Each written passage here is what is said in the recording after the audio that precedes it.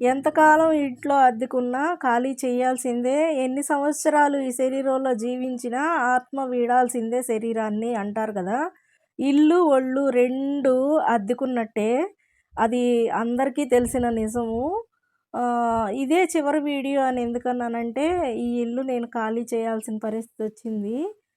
అంటే ఓనర్స్ ఏమి నన్ను ఖాళీ చేయమనలేదు గానీ, మేమే కొన్ని కారణాల వల్ల ఖాళీ జేయాలనుకున్నాము.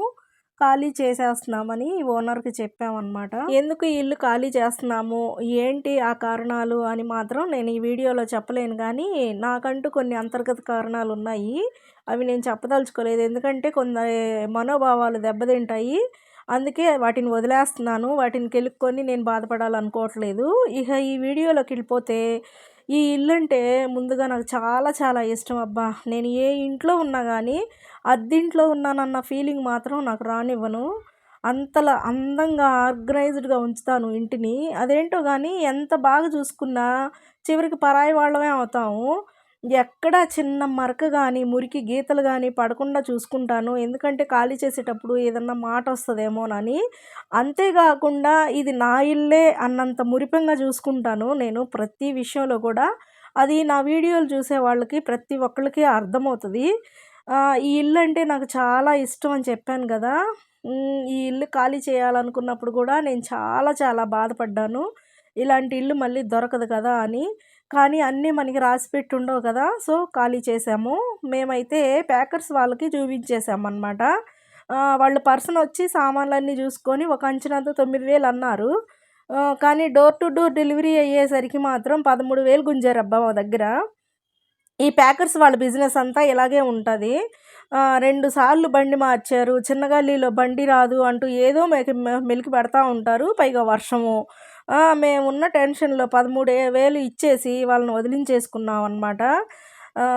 అయిన వాళ్ళకంటే బయట వాళ్ళే మనల్ని బాగా అర్థం చేసుకుంటారు, ఇష్టపడతారు, ప్రేమిస్తారు. ఇది మాత్రం నిజం అబ్బా చాలా వరకు. ఎందుకీ మాట అన్నానంటే, మేమెదుర్కొన్న పరిస్థితులు అలాగున్నాయి. ఈ ఇంట్లో మాత్రం నాకు చాలా చేదు జ్ఞాపకాలున్నాయి, తీపి గుర్తులున్నాయి. మంచిగా హ్యాపీగా ఉన్న సందర్భాలున్నాయి. బాగా ఏడ్చుకున్న దినాలు ఉన్నాయి. ఈ ఇంట్లో అయితే నాకు చాలా చాలా మెమరీస్ ఉన్నాయి. అందుకే నేను ఈ వీడియోస్ ఏయి డిలీట్ చేయకుండా, నా జ్ఞాపకాలన్నీ నేను మీతో షేర్ చేసుకుంటా ఉన్నాననమాట. ఇది గూడా నేను మీతో షేర్ చేసుకోవడానికి కారణం అదే. ఇంక వీడియోలోకెళ్ళిపోతే ఈ ఇల్లు ఖాళీ చేసే వాళ్ళకి మాత్రం నేను ఒక సజెషన్ ఇవ్వాలనుకుంటున్నాను. దయచేసి ప్యాకర్స్ అండ్ మూవర్స్‌నోళ్ళని తప్పకపోతే తప్పనిసరి పరిస్థితిలో తప్ప చూజ్ చేసుకోవద్దు. అంటే వాళ్ళ దగ్గర ప్లస్‌లు ఉన్నాయి, మైనస్‌లు ఉన్నాయి. ప్రతి ఒక్క సామాను చాలా జాగ్రత్తగా ప్యాక్ చేసుకొని తీసుకెళ్తారు. అదొక ప్లస్ అయితే, మైనస్ మాత్రం మనకొక అమౌంట్ జెప్పి డబుల్ అమౌంటు తీసుకుంటారనమాట. ఏదో ఒక కారణం, సార్ వీళ్ళందరూ మోసారు గదా!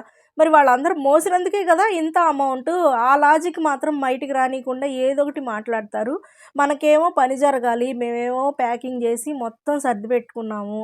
ఇక తప్పదు గదా! అయితే ఈసారి మాత్రం నేను ఇట్లా ప్యాకర్స్ వాళ్ళని సజెస్ట్ చేసుకోకూడదు అని మాత్రం డిసైడ్ జేసుకున్నాను. అదే సలహా మీకు జెప్తున్నాను.